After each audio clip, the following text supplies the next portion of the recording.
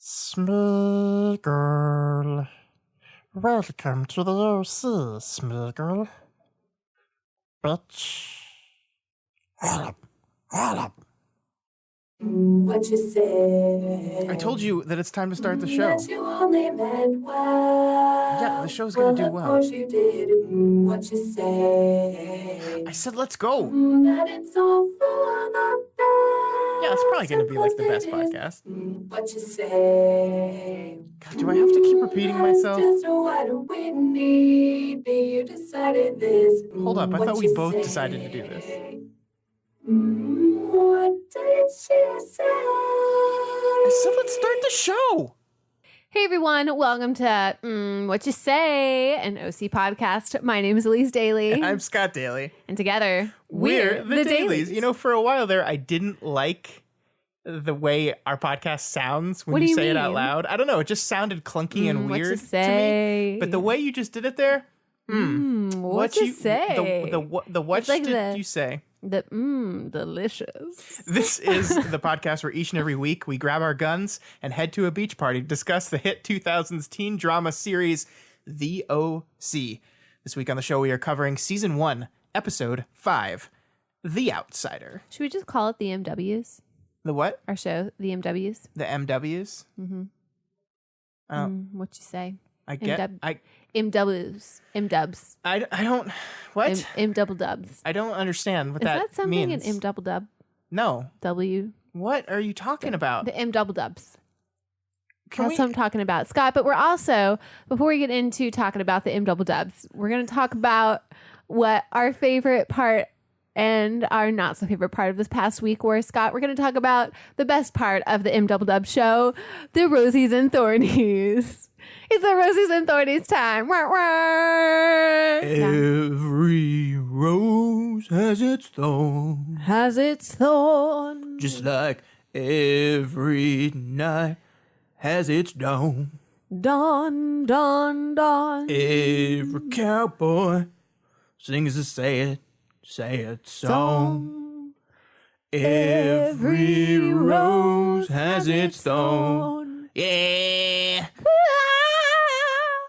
Jesus. This is the part of the podcast where Elise and I look back on the last week and talk about the good, the bad, and the ugly. The Rosies and the Thornies, if you will. So, as always, Scott, we're going to start with the bad. And I've been going first lately, so why don't you go first? Yeah. It's just because I like to take the lead on things. Yeah, you do.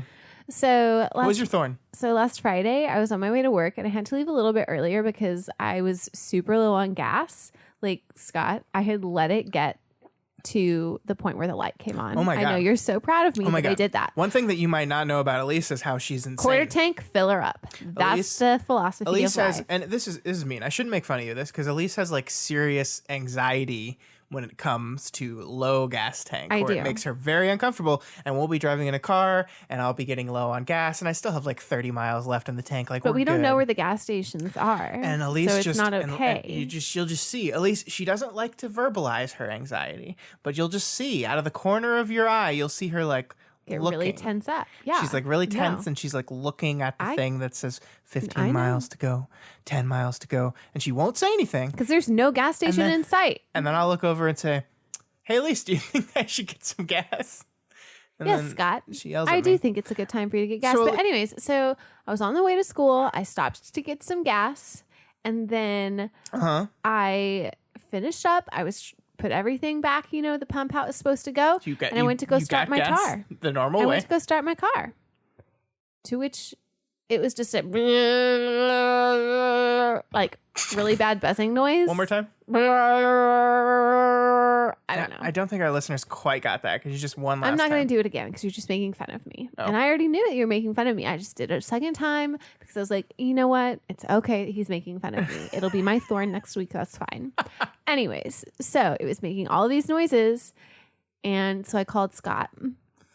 And it was, actually, let's just say it was at least 6:30, maybe 6:20 in the morning. It was pretty early in the morning. It was pretty early. I was you definitely had asked still me in bed. to get you up because you had to go to work. I did have to go. So it was an okay thing that I got you up. But anyways, so I called you and I was like, Scott, my car, I don't know what to do. I think my battery's dead. It's doing this stuff, and you said, yeah, your battery's probably dead. Well, yeah, I heard the clicking noise in the background. Like you were trying to start it, and I heard the battery click when it's a dead battery. Well, and I was at a gas station, and I said, should I just go inside and ask someone if they can jump my car? No. And Scott said no. I will be there. Luckily, it was a gas station not very far away from the house. Yeah, probably about like a mile and a half away. But you came and you jumped my car. I did.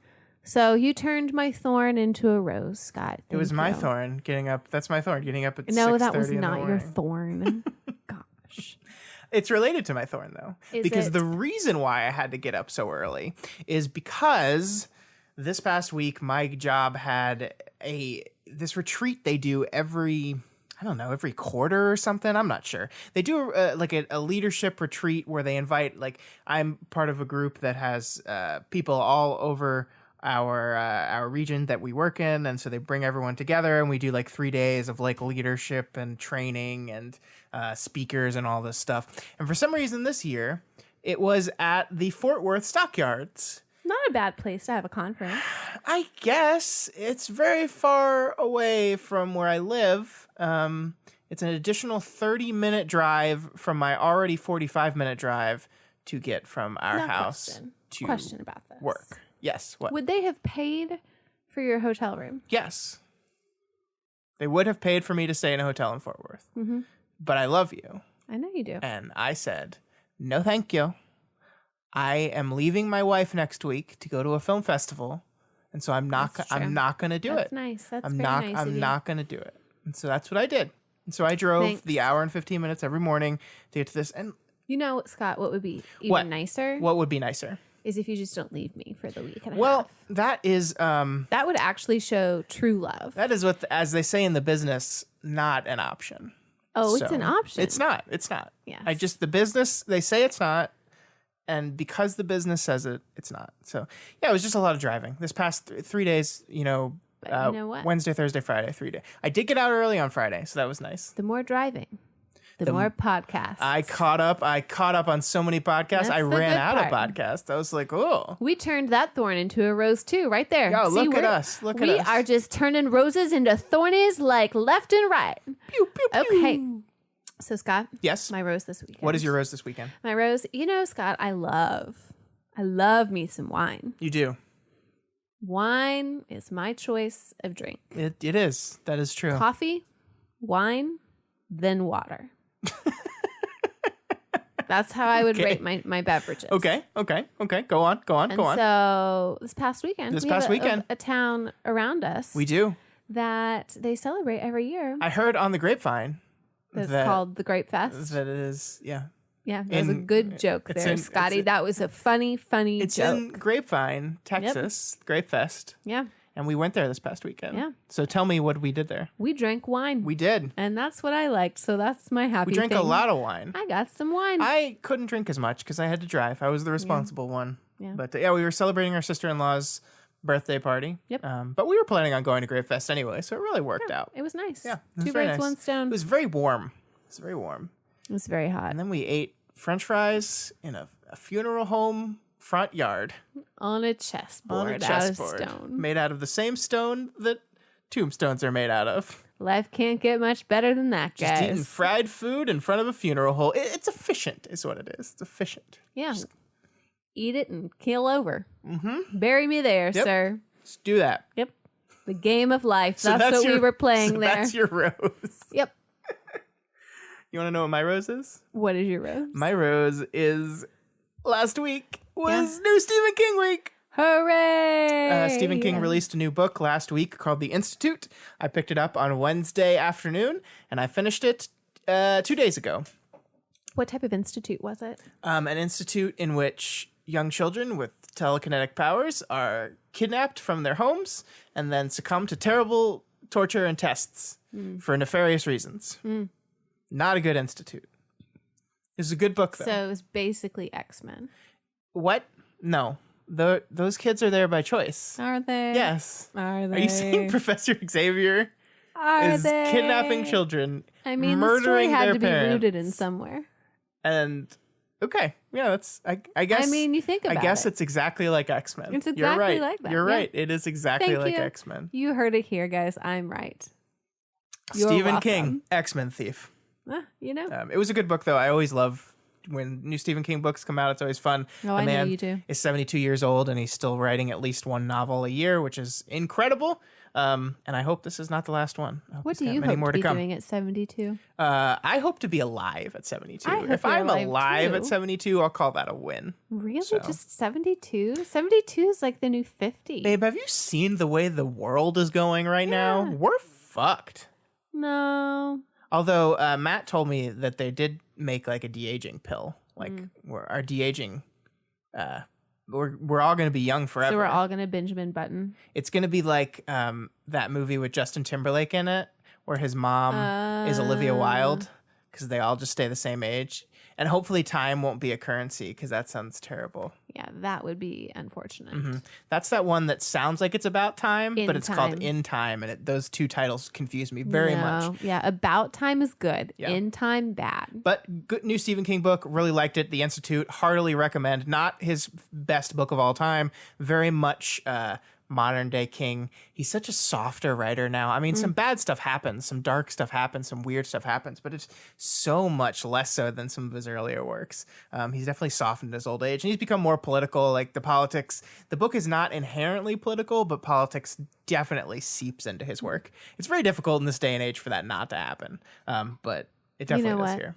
When we were in Target yesterday, What? there was a dad who pulled off the book It from the shelf and turned to his son and goes, "You want me to read this to you at bedtime?" And the son goes, "No, Dad. No, absolutely. That's supposed to be scary." That's a terrible idea. And the dad goes, "Mwah, ha, ha, ha." All I right. giggled inside. So that is Rosies and Thornies. That's the Rosies and Thornies show. M Double Dubs signing off. I don't like the double dubs. I don't like it. All right, let's talk about this episode of the OC. Okay, let's talk about the book, The Outsider. No. Yeah. Isn't it Outsiders? No, it's only Isn't it The one Outsiders? outsider. Stay- It's all these boys, but there's really only one. Hey, Elise. Stay gold, pony boy. Stay gold. That is literally the only thing I remember from The Outsiders is Stay Gold, Pony Boy. I remember watching the movie after I read the book. I remember there were lots of boys in it, and Tom Cruise was one. Was he Pony Boy? Did he stay gold? I don't remember. The Outsider Stayed looking Elise, pretty good, yeah. is the 5th episode of season 1 of the OC. Oh, it was really? Written by Melissa Rosenberg A female. and directed by Jesus Salvador Trevino, and originally aired on September 2nd, 2003. So we've moved into September now. Elise, why don't you give me that sweet, sweet Wikipedia summary?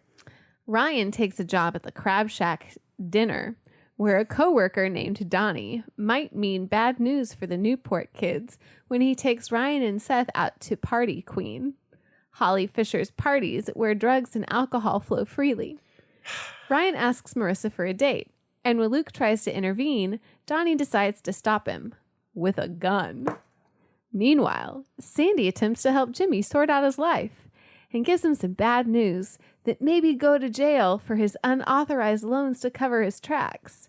Meanwhile, Julie reveals to Kirsten a long-held secret about her past. You read it wrong because you automatically made it better than it was. Did I? Because that maybe go to jail for his unauthorized past. It's gives him some bad news that B may go to jail for his unauthorized past. I just am so used to doing things like that. Well, your brain automatically does it. But like once again, this has gotten all of the facts like mostly correct, but like in the wrong order. I don't know what her long-held secret about her past is. I mean, I don't know. It's not really a long-held secret, but the reveal that the reason why they got married is because she got knocked up and Jimmy was doing the honorable thing. Meh.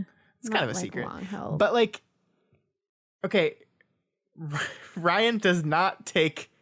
You're ruining my ability to make a better summary. Sorry. You want to do it? Scott, you're messing me up. So here we go. We're gonna attempt to fix this with Elise's 30-second summary. Elise, are you ready?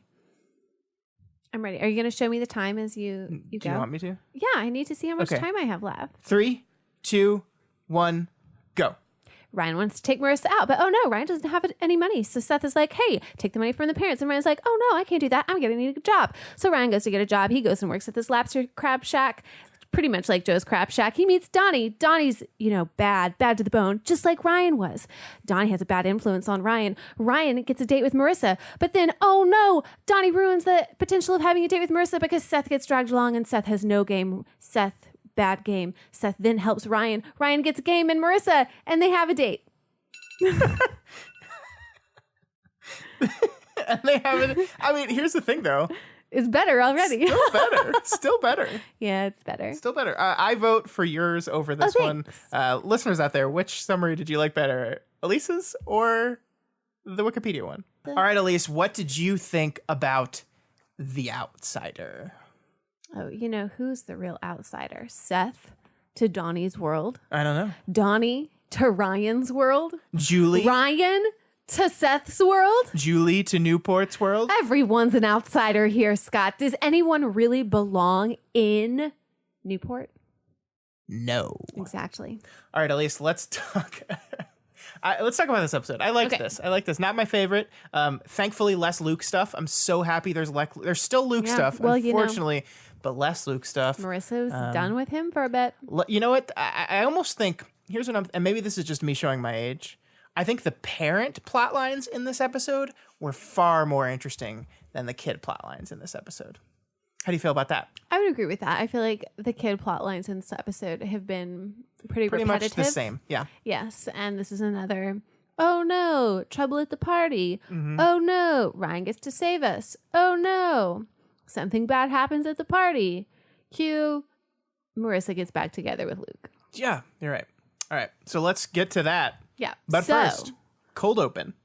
Beat, ba beat, beat. What are you doing? I'm introducing our next segment. Beat by beat. Oh, this is the beat by beat music? I thought you were trying to replicate the music that the episode opens on. No. And I was like, that's I'm wrong. I'm trying to make you little sections or our podcast, Scott. Well, Did you not like it? I feel like you should clear these with me before we're recording. No. Because that's just not life. Confusing. It's not life at all. You got to move with me quickly. So, Scott, open sea. You're so dramatic. Seth and Ryan are deciding to go get some lunch. Delicious lobster lunch, to be precise.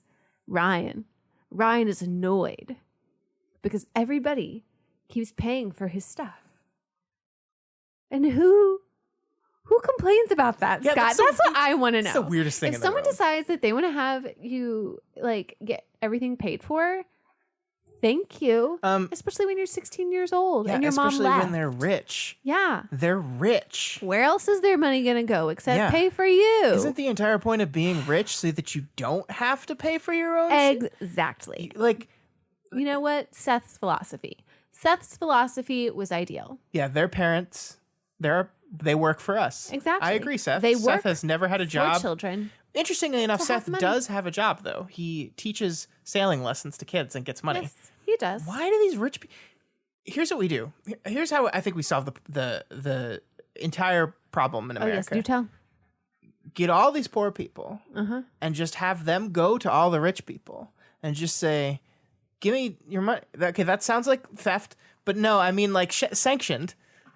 They don't just like There say, are no give me your weapons money. involved. We just Right. like it's like if only there was Not a way like we could just hold like up. take the money from the rich people, Scott, we're not and going to get into that here. give it to the poor. How would you It's do Robin that? Hood. That's How what would he you did. Anyway, Robin Hood. Yeah, the point is Ryan. Robin Hood, Ryan Little is John walked through the forest. okay. Ryan is such a good person that Ryan out with Seth Cohen walking through the OC. he can't. Lolly, oodle, lolly, golly, what a day. He can't freeload. He wants to get his own job. And look at that. Just as he's saying, I need to find a job, someone no, inside gets the crab fired. shack quits in a huff. And so I guess he gets that job automatically now because I guess that's just what happens in Newport. I'm going to do it. So, yay, Ryan has a job now. Da-na-na-na-na, da-na-na-na-na, da-na-na-na-na-na. California, here we come. Right back where we started from. I love California. you are Southern. You're a Southern lady. I'm a belle. But you're definitely not a belle. What? But your voice is not, you do not have a very Southern accent, I think. Sometimes when I sing, I get When one. you sing. When I want to twang. When you sing that OC song, you twang it a bit. And it's really funny to me. Right back where we started from. Well, now you're it's not exaggerating like, I feel like it's more rocker and less country. Nah. You're doing a little country twang on it. Anyways. We get back into the show after the intro, and we kind of set the stage for what the main thrust of this episode is going to be about, which is Seth is feeling lonely because Ryan is abandoning him to go do things like work. And so Seth is like, what am I going to do all day? It's 9 hours. I guess I'll work on my novel. Yeah, I'd love to see that novel. Yeah, I'm really interested in what that novel is. I did not see him do any novel working this episode. Maybe that's for a later season. Maybe. Mm-hmm. Yeah. But meanwhile, with the more interesting adult people, what are they doing? So the Noopsies, they're going to go on a spa retreat. Now, they had the spa retreat planned for quite some time, but little, kink in the plan is that Julie is kind of just, off to the side, and nobody really wants to hang out with Julie because of what happened with Jimmy. Jimmy Cooper is persona non grata in Newport right now. So she. But here's the deal, Scott. What's the deal? Here's the deal.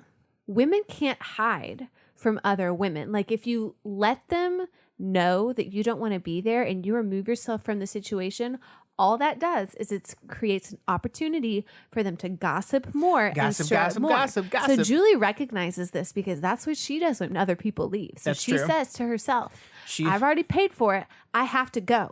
Because if I don't go, then it's just going to give them more reason to talk. It's basically what she's saying. So Julie goes. So she's going to go. She's going to go. There she goes. She's got her sass out, and she's going to, show him who's boss of that family, which is Julie. And that means Julie and Kirsten get to spend all weekend together, which is ripe for drama. Yeah, because can we say more polar opposites on the show? Yeah, we're going to talk a lot about that relationship. And I think on both sides of that coin, it is very interesting. But we'll get to that. Cut to the beach, where we have, for the 5th episode in a row, Summer in a bathing suit. Yeah, bathing suit or bra. Summer.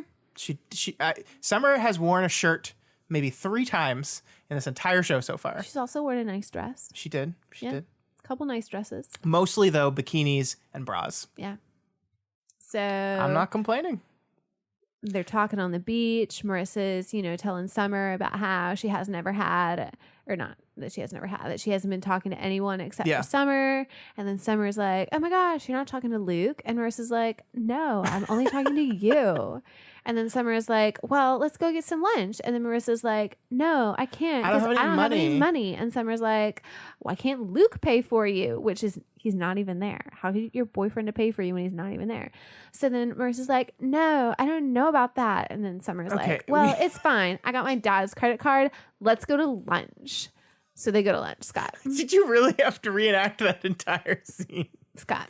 I think it's interesting, though, that we're seeing a common thread here, at least. What is this common thread? Between these two groups of teenagers, they're both, one has money, the other doesn't, and they're helping each other out with the money situation. Yes. Interesting, right? Yes. What? All these people are rich. I don't understand. What? You know what? Sometimes the rich people, they're don't poor. have money? They don't. Sometimes the rich people are poor. Yep. Wise words from Elise Daly. Yeah. Sometimes, folks, the rich people are really poor. Spirited. Exactly, Scott. It may not be monetary. They might not have a lot in other areas of their life. So are they really rich? Are we just going to say people are rich only based on the amount of money that's in their bank account? I mean, that is normally the qualifier for rich, yes. Scott, I refuse to believe that. So where do Marissa and Summer decide to go to lunch? Oh, they go to lunch wherever Ryan works. Out of all the places in Newport. Yeah. So they go to lunch and they see Ryan there. And then, oh my gosh, Marissa and Ryan. Please don't reenact the whole scene and again. then Marissa's like, oh, hey, you work here? And he's like, oh, what are you doing here? And she's like, oh my gosh, I'm just here to eat lunch with Summer. And he's like, oh, that's cool. We should hang out sometime. This is terrible. And we're not doing like, this anymore. I'm just kind of taking a break from people. And then Luke walks up. Bloop, bloop, bloop. Yeah, Luke bloop bloop bloop's back in because Summer invited Luke. Surprise. Summer invited Luke to show up, and then once again, interestingly enough, though, there is no Luke-Ryan conflict in this. Luke doesn't really directly talk to Ryan at all here. He just goes and sits down in front of Marissa, and Marissa is hurting. And one of the things Luke says to Marissa in the kindest, most compassionate boyfriendy way is talking about stuff is just going to get us bummed out. Why can't we just go have some fun? And Marissa doesn't really want to do that. And then Luke says, well, you can understand why he wants to go to Holly's because Holly's having another beach party because that's all Holly does in this entire show is have beach parties. And Marissa says, I can't go there because I'm a pariah in this town right now. And Luke's like, well, your dad did steal from everybody. And then Marissa does not like that. But he did. Yeah, that's true. But then we meet Donnie. Talk to me about Donnie. Who's Donnie? So Donnie's on the Vampire Diaries. Okay, that's not really what I meant, though. So Donnie's this he's another server bad at the kid. He's another server at Yeah. the Crab Shack. And you know how we know that he's bad, Scott? Because he's not from Newport. No. It's because he wears a leather armband. Any guy on this show that wears a leather armband that's at least 3 inches thick, Yeah. that lets us know armband equals bad boy. But Elise, Yeah. Ryan wears a leather armband. You know what? They're similar. You want to know how we really know Donnie's bad, though? He has a gun. Well, okay, yes. Yes. That's not what I was going to... I mean, that's how you know he's bad. He has a wallet chain. Only Scandy. bad people have a wallet chain. Yeah, because it's like the chains from the cuffs, like handcuffs. Yeah. That's what they want Yeah, you totally. to think. That's but what they it have is. handcuffs in their back pocket, but then they pull it out and it's like, whoa, it's a wallet. Donnie is from Corona. That's where the beer comes from. Which is a beer that Sandy is drinking in this episode, but it is also a place in California. But they are not going to welcome that Corona into their house. They already have one Chino, no Coronas. Too much. Apparently, Chino and Corona are very similar places so they instantly bond over the fact that they're both poors from poor areas, and so they're gonna hang out. And I like this. I like this kind of because like Ryan is like trying to figure out where he belongs. Yeah, because he feels like an outsider in this place. He doesn't feel like he belongs. He feels like he doesn't belong here. And here he meets this kid who comes from where he is, can show him the parts of Newport that are like more their scene. Yeah. And so he goes with him. He invites him to go to a party with some honeys and some beer. How old is Donnie supposed to be? Probably 21. Okay. 18, 21, somewhere in there. This is like, we're going to get into this later when they go to the Long Beach party. And it's he's like the most hey ridiculous man, thing. let's go get a beer. And Yeah. Ryan's 16. Ryan's 16 years old. And if Donnie is 21, the fact that he's hanging out with a 16-year-old is weird. Is Donnie creepy? Yes. So Seth, like, we have this adorable scene here where Seth is like sitting on a lawn chair in his backyard, like bored out of his mind, anxiously away, like constantly Twiddling his checking the thumbs. time. Oh my gosh, As soon when's as he it gonna hits be 6 home? o'clock, he grabs his skateboard and heads to where Ryan is working, and then he tries to play casual. He's like, "Oh, I was just In the I was just in the neighborhood. neighborhood, and I noticed it was 6, and I said, hey, we can hang out now." And Ryan is like, "Oh, sorry, I got plans with Donnie." And poor Seth Oh yeah, feels man, so that's okay. he plays it off about as cool as he possibly could. Not but cool, then Seth. the show Not goes to cool. commercial on this long shot of Seth just like lonely, like just standing there. He's in center frame. He's by himself, and he's just and it goes for like 6 seconds. It's a long shot. And then he skateboards away all alone. All alone. All by myself. But then we come back from commercial. Don't wanna be. Yeah. And Seth is sitting there eating some cereal and reading some comic books. And Luke sits down, and it's awkward. Elise, it's a really awkward scene. Yeah, because Seth doesn't know how to interact with Ryan now that he has other friends behind he's Seth. got other friends, and maybe he doesn't care about my comic books, and he's feeling hurt and vulnerable and Ryan alone. asks about the comic and books. he's feeling like an outsider. Ryan tries to initiate the conversation about the comic book, and Seth is like, So this is just being a little bit of then a little bit of a poop. he takes an inhale, takes an exhale, and realizes he needs to be the bigger person in the situation. Slides that comic. So he over. slides the comic over. Bonding, reforging links and connections over comic books is the most fun fact. Elise and I we read fell in comics? love over comic books. We did? No, but you did. Elise has read. I've read 5 comic books. One comic series. One series. Paper Girls. It's a good one. Paper Girls. Highly recommend to anyone who wants to read I think we've talked about comics. that before on the show. But So anyways, cut to parents. Oh wait, no, I'm sorry. We skipped over the fact that the next day Marissa is back at the beach with Summer, and Ryan's they biking. just keep bumping He's into biking each other. over. It's almost as if He's Newport is pedaling. like 3 It's so streets small, long. Scott. It's so tiny, but he's pedaling, and he stops in front of Marissa, and he's like, "Hey, so in case you didn't know, last time I was asking you out," and she's like, I know. "Yeah, I know." He's like, "Okay, I just want to make it clear because it's definitely going to happen again." And then he asked her out again. He asked her out. Yeah. But she's babysitting her sister, Yeah, so he decides to do the whole crash the babysitter game. Yeah. Bounce, wow, wow. Okay. So it's a date. Oh, it's exciting. It's a date between it's a babysitting our 2 date. lovebirds. Yay. Now let's move to the Okay, so now we jump grown-ups. to the adults. So Sandy, lawyer, he kind of bumps into Jimmy because, again, Newport's a very, very small place. Everyone's just bumping into each other. And he offers to give him some free legal advice, which is great because, Jimmy is just digging himself deeper and deeper in a hole. Yeah. So it's not looking good for him. His options, he owes $4 million. $4 million is how much he's lost. So he's lost that. He's going to lose his license, and he might even go to jail. So, things are not looking rosy for Jimmy. And you get the feeling that Jimmy doesn't fully comprehend the amount of trouble he's in. Well, you think about his probably, I'm just going to be really stereotypical, his upbringing and the fact that anything that's bad. that he's a rich white man? Yeah. Well, anything that was bad was probably always just taken care of for him. And so he thinks that if he does something bad, it's just all going to go away. And that's just not how it goes when you steal $4 million from people. I mean, it definitely has gone that way. The money has gone away. Yeah. But, this case, we need to bring the money back. We do. And that's where the problem lies. And there's none of the monies. Yeah. So we have that issue or that conversation with Sandy and Jimmy, but then we also have the Noopsies. Scott, the Noopsies are going to the spa.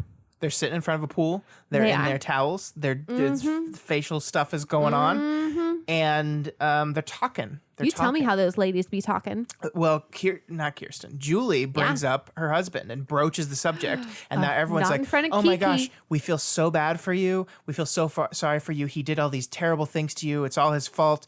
And one of them says, they're going to recommend a divorce lawyer for Julie, and that's the way to go. And Kirsten is not happy about this. And you can see Kirsten's not happy about this. And she says, I don't think Julie wants to talk about this right now. But you can see Kirsten, who is Team Jimmy all the way, is not happy about this line of conversation. So we're setting up the drama that's going to explode in the right corner of this episode. We have Kirsten. In the left corner, we have Julie. They're not fighting over Jimmy to have him, but they're definitely fighting because of him. Yeah.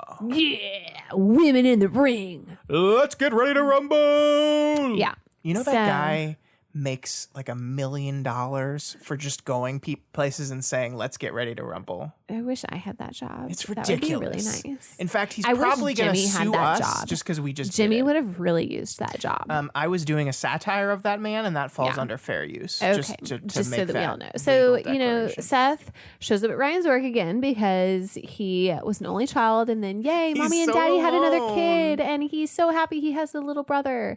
So he goes to hang out with Ryan again, and this time there's the date with Marissa. Yeah, so he's busy again. Can't do it.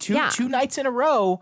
no Seth time. Yeah. With no Ryan time for Seth. So Seth offers to take Donnie to the IMAX shark movie instead, and he invites Seth to a party on Long Beach instead. And so Seth getting invited to kind of racy beach party. But so he wants to he's go. Lonely. He knows that Ryan's becoming good friends with Donnie, and he wants to be part of this club. He doesn't want to be out. He doesn't want to be the outsider. Right? In this club. Doesn't want to be the outsider. No, he doesn't want to be the outsider. So he agrees to go to this party with Donnie, and Ryan is not happy about this. Ryan thinks Seth is in way over his head. He doesn't understand how these Newport people are, or the people. Long Beach is a tougher crowd than Newport folks, and if they know he's rich, they're gonna rag on him.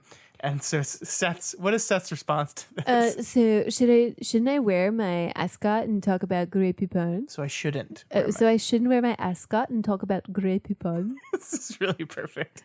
I mean, obviously Adam Brody says that way better than you did, but that's because it's Adam Brody. Grey Poupon. Grey Poupon. Grey. Would you like some Grey Poupon? The point is now Ryan cannot let Seth go. Yeah, so by himself, Ryan so he puts goes with his him. date on the back burner, and he says Marissa that he's going to come, and then we find out what happens later. But in the meanwhile, Kirsten calls Sandy to check in on everything, and Jimmy answers, which kind of catches Kirsten off guard because she thinks, "Why are Jimmy and Sandy Did I hanging call out the together?" wrong house? But they're just doing this guy stuff. Was I thinking They're about my just- husband and accidentally called you? Oh no! So Kirsten talks about how worried she is and about Jimmy, and oh my gosh, Julia, she overhears. Yeah. She hears about Kirsten talking about her husband, and she thinks, oh my gosh, I'm so irritated. Yeah. Why is this woman talking about my husband? They definitely had a relationship. Your Anyways, concern for my husband is cut very to appreciated. Seth and Donnie. So much happening, so many places, so many jumps. They're on the Long Beach party, and Seth is trying to, have good game at this Long Beach party. And he's not doing and it. it's just not working. So, okay, There's this party. beer, there's strippers. There's a literal stripper at this party. And no, Scott, this is not high school.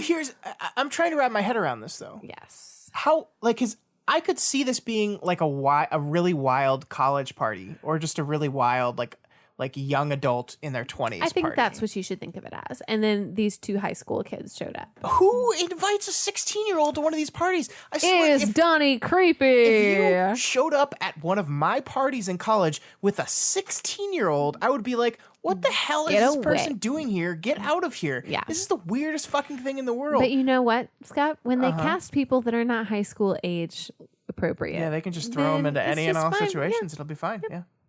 So, anyways, at the party, oh no, the Range Rover that Seth and Ryan drove in gets beat up.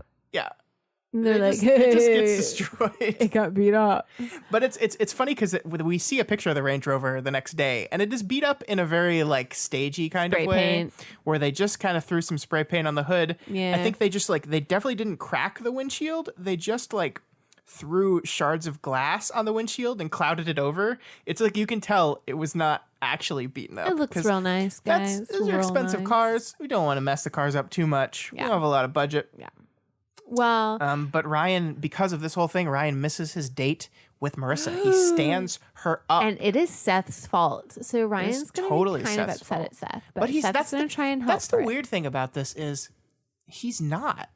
So we're going to get to this at the very end of the episode, because Seth is once again screws up in this episode, and once again screws up the situation between Ryan and Marissa.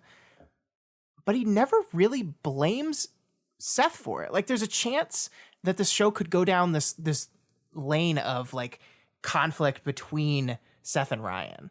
And every time it seems like we're setting that up, the show moves away from it. I think the fundamental core of the show, at least this early, is that these two need to be friends, and we're not going to really push any of the conflict between these two at the beginning. I mean, that's what this show proved. Divided, they fall apart. Yeah. Together. They're indestructible. I mean, what was it? Divided, people get shot. Yeah. Yeah. Yeah. So anyway, cut to, again, Jimmy and Sandy. They're playing video games. And oh my God, Elise. Oh my God. So last week, we talked about how they were playing Dynasty Warriors 4, and they were very clearly playing one player. It was very clearly they were playing single player on this and pretending to play a multiplayer game. But this week, when Sandy and Jimmy are playing, it is the horizontal split screen. You were so happy very in this clearly moment. they're playing 2-player. You were so happy. Here's what I've decided. Yes. I've decided the only way to headcanon an explanation into this is that Ryan was just pretending that Sandy was playing 2-player with him, and he wasn't actually, and Ryan was just playing the game the whole time, and Sandy wasn't That would actually make playing. sense, wouldn't So it? that's And it'd be my kinda new funny. headcanon. It's the only way I can get it to make sense. But Yeah. Jimmy and Sandy are playing So, 2-player. and Scott, while they're playing, they have this really awkward conversation. Oh my God, it's so awkward. So they're trying to have this like bro talk and bonding. And so they're talking about Bro. how they wanted to go back to the best years of their life. And Jimmy's was when he was 16 and Sandy's was when he was 22. They're like, oh, so it's not the same age. So why did you want to go back to that time? And Sandy, quickly says, well, that's when I met Kirsten. Uh-huh. And then a little bit later, Sandy asks why Jimmy would want to go back to 16. And he said, well, That's when I met Kirsten. Don't tell the woman's Why? husband that. why would you ever say that? Make something up. Say, I don't know. That's when I got my first car. That's when I got my first kiss. That's when And it could have been with the wife, but you just don't say it. That's when I just had like a really good chicken sandwich. It was just like a really good chicken That's when sandwich. I met the love of my Yeah. life. That's what he could have said. No, don't say that's when I met your wife. That's the most awkward Love thing in the world. of my life. Freaking Jimmy. Jimmy, you don't know. Like, this Jimmy's an idiot. He is. I feel bad for anyone that invested any of their money with Jimmy, because not only is he a thief and a fraud, he's a moron. He's just He's dumb. a moron. I know. So then Kirsten and Julie, they ding ding ding. And you know there's Battle going to be a lot Royale. of, there's going to be a lot of tension and heat in this conversation between Kirsten and Julie because they're in the sauna. Oh, yes. So the steam, people are irritable when it gets hot. I get irritable when I get hot. Yeah, so Julie is basically saying she's decided she's going to divorce him, right? Like Kirsten walks in and she's like, "Thanks, give me that divorce lawyer information as soon as we get home." And Kirsten is mad because Kirsten says Jimmy only did these things. He only stole from people. He only borrowed money to give you the things that you wanted, to give you the ponies and the gifts and the shoes and all the nice things. It's your fault. And you should be loyal to him after you did this to him. Yep. But Julie counters with, "Oh, well, of course you would think that. You're still in love with my husband. He still has your prom photo up on the wall," which again, Jimmy Who Cooper. puts their prom photo on the wall? Jimmy still? Cooper. Don't do the If you have your prom photo on the wall, it's fine. the It's just- here's if you are married, the only reason I think you are allowed to put your prom photo up on the wall is if the person you are married to is the person you went to prom with. That's a good point. Any other way, If it's at your parent's house and they have it, that's fine. that's That's a fine. different story. if it's the guy that lives next door to you, if it's a girl that lives next, don't do that. Don't do that. It's just weird. And then, of course, Julie leaves the conversation saying, "Who knew that when he knocked me up that it was the best thing that could ever happen to you?" I don't get that line. I don't get it. That she dodged a bullet. Oh, I get it. Because then they didn't get married and he would have lost all the money. So, yeah, but Kirsten would have been fine because she's rich anyway. I don't know. I don't know if I get that line. I get the point of the line is supposed to be the reveal now that the reason why they're together is because Marissa. It's all Marissa's But I mean, fault. like, let's even just timeline this. Okay. If Marissa is the same age as Seth, Sure. I feel like whenever, Hey, you're right. Hey, I mean, wait a minute. When did she get knocked up? Yeah. As in, it's weird when Yeah. she says stuff like that. Yeah, I mean, my guess is we're gonna find out more information about what happened between Jimmy and Julie, why they are specifically not together, and I doubt it's Why Jimmy and Julie are together and Kirsten and Jimmy are not. Kirsten Yeah. and Jimmy. I doubt it's just because of Marissa, although it might be. It's gonna be interesting. We'll see. Cut to Sandy and Jimmy continuing bro time on the golf course now. This moment, Sandy's deciding to offer his life advice to Jimmy. Yeah, well, basically, he's heard back from his lawyer, his SEC lawyer, with what it's going to be, what his options are, and They're not good. He thinks he's going to get him out of jail. You're not going to have to do any jail time because you're a white guy, but you have to Basically. make full restitution, meaning he has to pay back every cent of the $4 million he owes. And he will definitely lose his license. He will never be able to do any kind of investment, never be able to do any kind of securities trading ever again for the rest of his life. So basically, it's a chance to start over. Their house is worth, I think they say like 3.2, and they've got 2.6 in equity of it. So that's a good start. They basically have to liquidate everything they own. They'll have to sell the house, liquidate all their jewels and clothes and cars, and use all that money to pay restitution back. And Sandy thinks that, this is a good solution so that the family can stay together. And Jimmy thinks, no, this is an awful solution.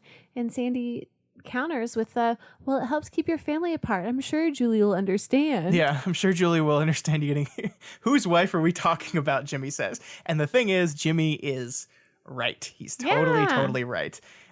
Riverside. I like this a lot because you see the difference between these two people, right? Like, this is a really great scene to show the core difference between Sandy and Jimmy. Sandy, who is this guy that grew up poor, and what he values more than anything is family being together.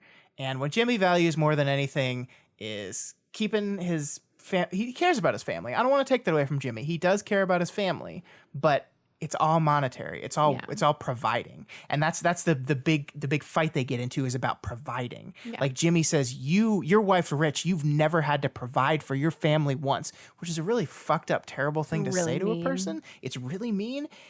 But Sandy, my boy, Sandy is fast becoming my absolute favorite character on the show. He's incredible. I love him. His response is, there's a lot more ways you can provide for your family than just with money. And one of the ways is to be there for them, watch your kids grow up, to help them grow up, to raise them. Sandy is your Captain America type of character. Yeah, he is. True. I love him. I know you do. And so that's what he's saying to him. He's saying, you can choose. You can pick. You're going to lose your money. It's going to happen. It's going to happen no matter what. You're going to lose all your money. But you can choose to be with your kids and value that. And we'll see what's going to happen. I don't know. We'll see what's going to happen. Cut back to the teens. Seth lets Ryan know he's apologized to Marissa on behalf of Ryan. And Seth is better at getting dates for people other than him. It turns out I'm quite skilled at getting a date when provided it is not for me. Yes. I love Seth. Love Seth going. Yeah. So Ryan's off with Marissa. But while that happens, Seth and Donnie decide, you know what? The Long Beach party. That went too well. We got to do that again. Perfectly. So let's go to a different party. And who's hosting a party in Newport for teens, Scott? Well, if there's a party going down in Newport, it's going to be Holly. It's got to be Holly. And Summer's going to be there. We don't know. She's always changing. But there's a character named Holly who always tries to look similar. It's a third actress now playing Holly. Ryan's not happy, but Ryan doesn't want to miss his date this time. Yeah. So he lets Seth go with Donnie by himself. Okay. Uh-oh. So here's the date, Scott. But first, the date. Marissa. Marissa stares in front of the mirror and she fixes her hair. She wears something really nice. Oh, she's very pretty. Yeah. She does this thing I see girls do in movies a lot where they like specifically start at the bridge of their nose and then rub under their eye. Are they just trying to smooth makeup? I'm guessing that's what they're doing. Yeah. Yeah. Get stuff that has fallen. Yeah. Yeah. So Ryan, he's making some good food. Some grilled cheeses. Actually grilled. On the grill. I've never actually made grilled cheese on a grill before. Have you? I wish you would make me a grilled cheese. I love grilled cheese. My grilled cheeses are pretty tasty. All right, I know. Yeah. So they, have some fun little banter. They're out by the pool, and then, oh no, they both get pushed into the pool with their clothes on. Here's what I want to talk to you about this, though. This is something I noticed, and I want to get your opinion on it. So earlier in the episode, Marissa's kind of pouring her heart out to Luke about how she's feeling, and Luke basically says he doesn't want to talk about it and says, can't we just have some fun instead? Here in this scene, Marissa is kind of pouring her heart out to Ryan about how she feels about everything that's going on and how uncertain it's making her and how bad she feels. And Luke's response is, let's have some fun. You still have fun, right? And I think there's an intentional mirror there. But I think what do you think about that? Because he does react like Ryan doesn't know what to say. He doesn't know how to comfort her. And he just says, let's have some fun. That's what Luke does, too. And what do you think the show's doing there? What's it doing? I guess it's trying to make them seem similar. Does it want the show to draw parallels between Ryan and Luke? Yes, it does. Gross. It does. Of course, the difference between Ryan and Luke, of course, is that while Ryan is still not comfortable talking about it, he is the only one throughout this entire episode who has asked Marissa how her father is doing. and asked her how she's doing. And Nobody cares about that. Fun is important too. I mean, it's important that they have fun. Sometimes you need a little fun to get you out of a situation. Yeah, so they're having some fun. But over at the party, other people are having fun too, Scott. Maybe a little too much fun. Maybe a little bit too much fun.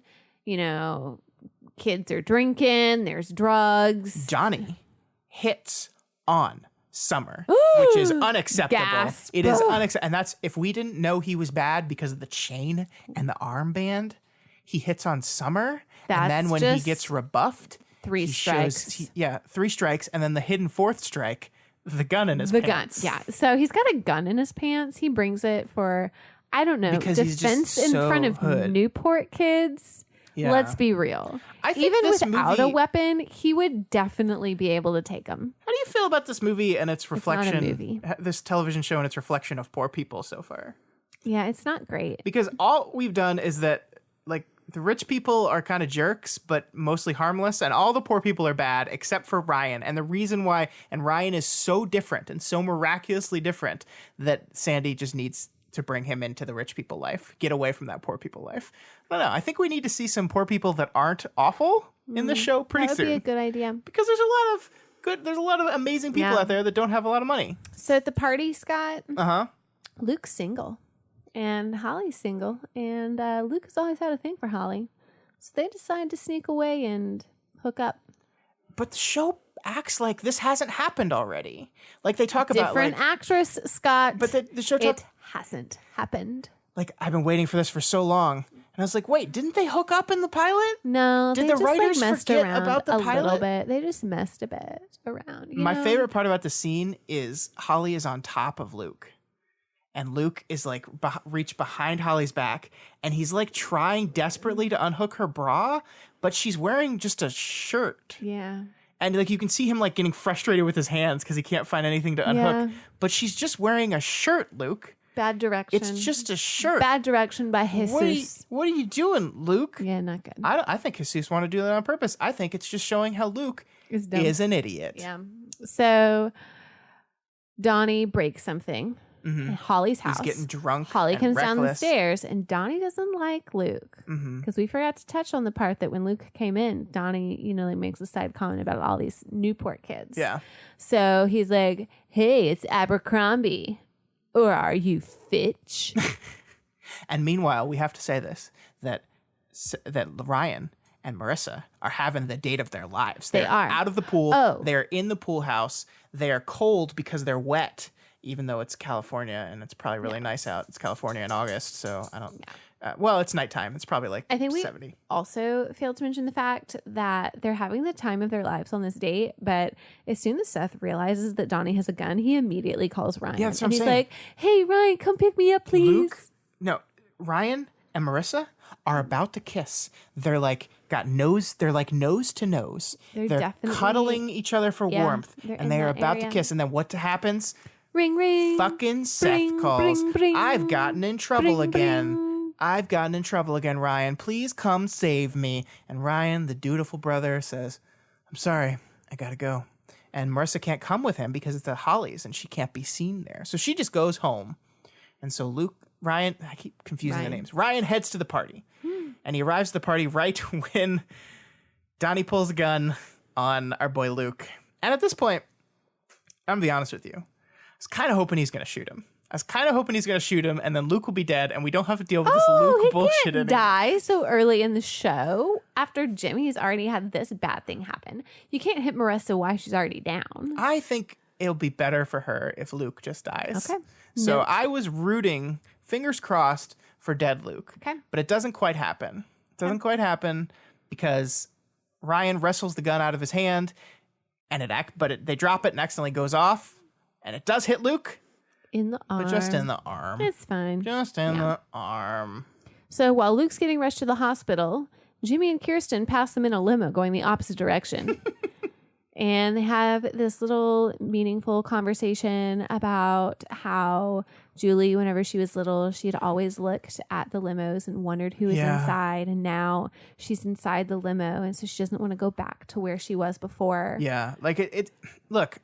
we've ragged on Julie a lot. I love ragging on Julie. She's kind of a stuck-up, terrible person. Everyone has a story, Scott. Yeah, everybody's got a story. And she holds on to the material stuff because she didn't have it, and she always wanted it. I love that line, I was jealous of you since I was 8, and I didn't even know it. Because Kirsten, while she was looking into the limo, Kirsten, her entire life, because she was born rich, is one of the people that was looking out the limo. And so she's been jealous of her forever. And she says, but Jimmy loves you, not as much as he loved you. Ooh. Burn. Which is true. And then my favorite line in the entire thing, though, I was winning the lottery. He was doing the honorable thing when she got pregnant. And so that's, I mean, I think that explains the uncomfortableness around Kirsten, the fact that she's always known her entire time she's been with her husband that her husband would rather have been with Kirsten, but chose to do the honorable thing. And I love that Kirsten's response to that is, well, now it's your turn. It's your turn to do the honorable thing. I don't think Julie's going to do it. Julie's not that type of character. No. But I do love this conversation. I mean, we joke around a lot about the show, but I don't know. I thought this was a really fascinating, impactful, powerful scene in what is so far a pretty silly show. Right? Yep. So then Julie walks in, Jimmy gives her the choices and says it's your decision. It's your decision whether we, get rid of everything that we have, we start over with nothing, but we're still a family together, or we declare bankruptcy and keep the house and I go to jail for a few years. 8 to 10 as a matter of fact. But, there's the unspoken third option, Scott. And the third option is... Boy, bye. Boy, bye. I don't give a fuck. You do what you want. Divorce. I am out. Yeah. So I someone think that's going to be the one. Always does the honorable thing is Scott Ryan. And despite Marissa and Luke not being together, whenever Luke was taken to the hospital, he calls Marissa, tells her what's up. Marissa comes to the hospital to take care of Luke. Goes to see Luke. And the elevator door closes on Marissa, leaving Ryan outside. And that is, it's not good. Because Ryan even says, hey, after you finish there, maybe you and I could. And she's like, I'm probably going to be here for a while. Not going to happen. With Luke. Fuck. So then Ryan, the old pity getting shot in the arm to build your relationship back together ploy. Luke, you classic. He probably hired Donnie to shoot him. He didn't. Because that's what Luke would do. I hate him. I don't like this character, and I'm ready for him to go away. But we've learned a lot, Scott, this episode, and it all boils down to when Ryan and Seth stick together, they're unstoppable. But when they're divided, people get shot. But don't you think that, circling back to what we were talking about earlier, don't you think that's interesting, though, that the show is doing this? Because everything that happens in this episode between Marissa and Ryan is because of Seth. He misses the first date. He leaves the second date right when they're about to finally get together because of Seth's fuck-ups.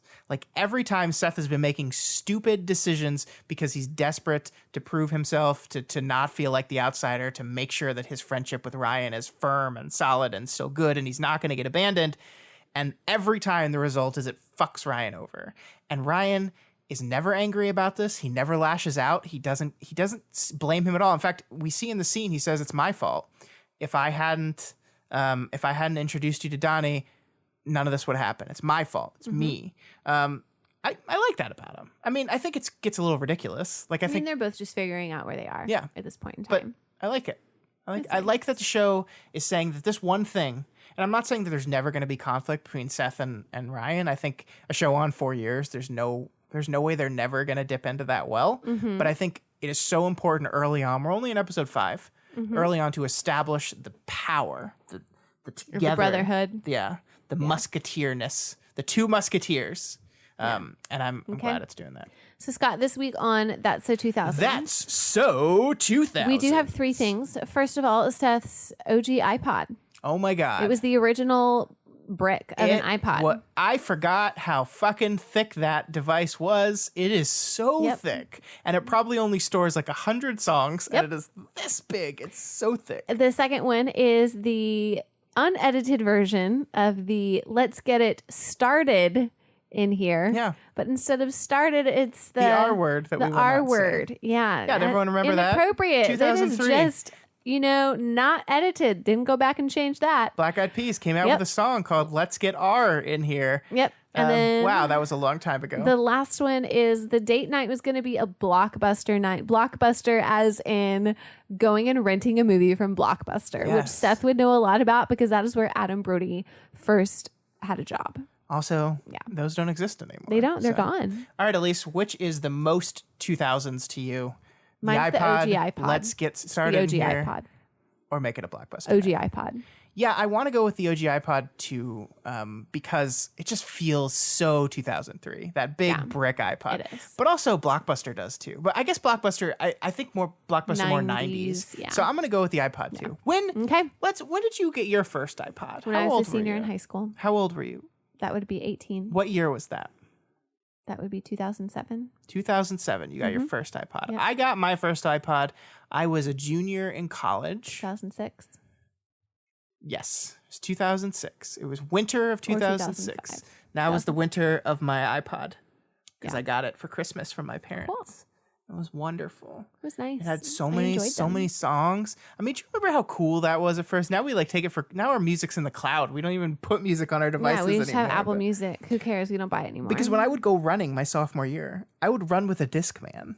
I would run with a notes like a long skip, like it didn't skip for like a 45-second anti-skip, and I would just run with it in my hand. That's what I had to do. That sounds It was awful. terrible. It was awful. Yeah, it's awful. Okay, Scott, iPods. it's time. They don't even make them anymore. Nope, it's time, Scott. Though. What is it time for? It's time for our relationship status. So, Scott, we're going to check in with all of our couples Here here. she And goes. the Here first she couple, goes. Scott, that we have is Luke and Coop, Scott. So last week, what were Luke and Coop? I don't understand when you go sports announcer, you start saying my name a bunch of times. I've explained it before, Scott.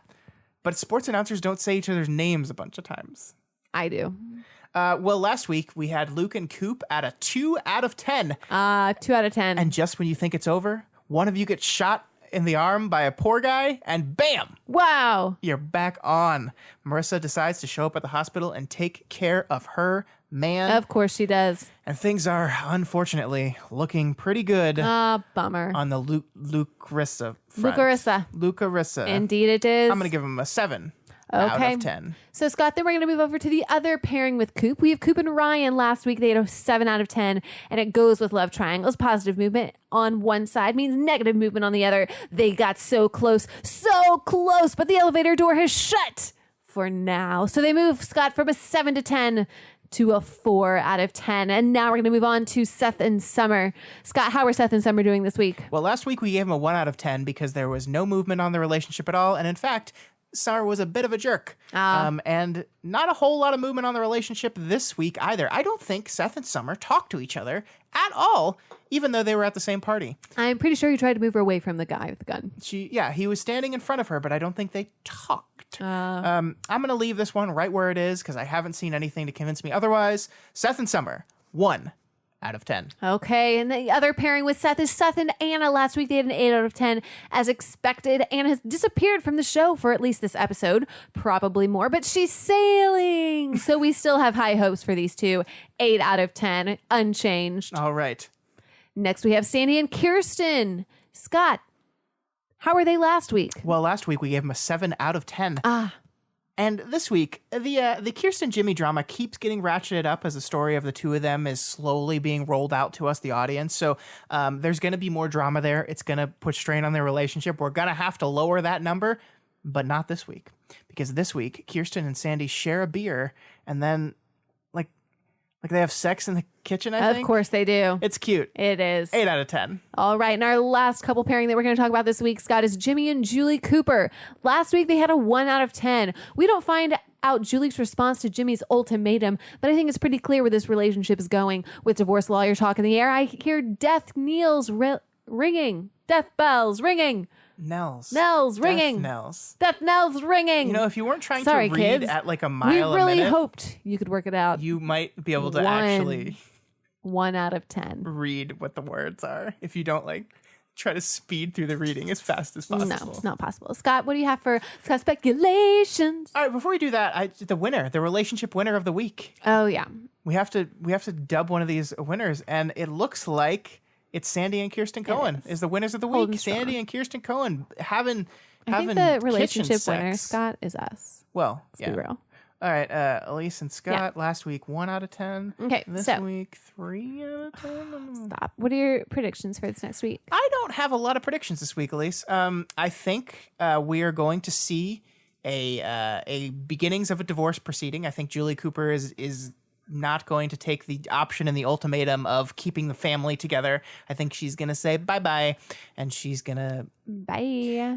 I'm interested in how she's going to do this, though, because obviously she doesn't want to lose everything. So I feel like she's...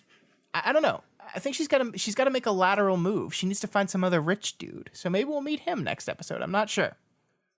One of the other things, I guess, is I think we're going to be putting a big old pause button on the Marissa and Ryan thing, but I also don't think it's like going to be, oh, she's back with Luke forever. I think there's going to be more trouble there because Marissa needs a shoulder to cry on right now, and Luke's shoulder sucks. Well, you know, water polo he has shoulders suck. A sling probably too. Yeah.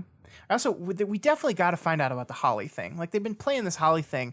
Marissa is going to have to find out about it. Eventually. Yeah. Yep. But that's it for my speculations. Not a lot of formal ones. Still holding on to that World of Warcraft one. And our BIP cap is going to have to happen next week because the final episode is actually tomorrow and not this evening. Oh. So. Well, there we go. Anyways, so next week we will be moving on to episode 6 entitled The Girlfriend. And that's all that we have time for this week. But if you like this podcast, you can check out all the other shows that we do over at doofmedia.com. Also consider donating to our Patreon, patreon.com/doofmedia. Oh, so you're just going to do the whole outro. You're just going to go. Why not? All right. Go for it. And if you happen to be listening via Apple Podcasts, why don't you just head on over there and drop us a rating and a review. We definitely appreciate it. Click that 5-star button. Click that comment button. Write the words Scott and Elise are awesome, and I love the OC. Seth Cohen for life. Sandy Cohen is my Superman. Double dubs is the best. No, don't say double dubs. No, that's not. Don't say that. Don't do that. If you do that. Double dubs. What the fuck? It's a good show. See you later from the Bye. OC. Biatch!